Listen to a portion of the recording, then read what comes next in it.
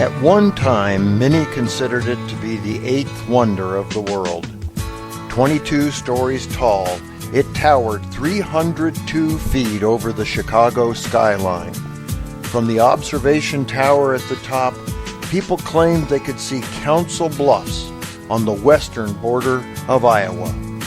Not only was the Chicago Masonic Temple officially the world's tallest building when built in 1892, but it was also one of the world's most elegant.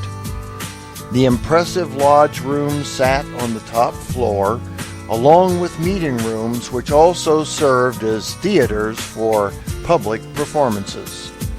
With its first 9 floors dedicated to shopping, the impressive structure had something for everyone and attracted people from Chicago as well as tourists from around the world. The building was so tall, people could see it from almost any location in Chicago, and in fact, it was so dominant a feature on the Chicago skyline, it brought the word skyscraper into popular use. The building's designers, Burnham and Root, intended for the structure located at the intersection of Randolph and State Streets to last a century. At its opening, it quickly became the social center of the Windy City, with people rushing to see the shops, view the world from the observation tower, and attend dances and shows in the rooms at the top. Unfortunately, it was the grand building's popularity that led to its demise.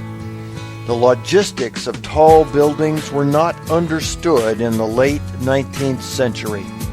The building's elevators were inadequate for the throngs of crowds moving to and from the top floors, and soon the building fell out of favor as a social venue due to the long and frustrating wait to get to the top for events and to get back down afterward. Then, in 1939, Chicago began building the State Street subway, which ran underneath the building. The construction would have required an expensive retrofitting of the building's foundation. Given that, and the fact the social set had long since gone elsewhere, the great Chicago Masonic Temple, built to last a century, came down after only 47 years.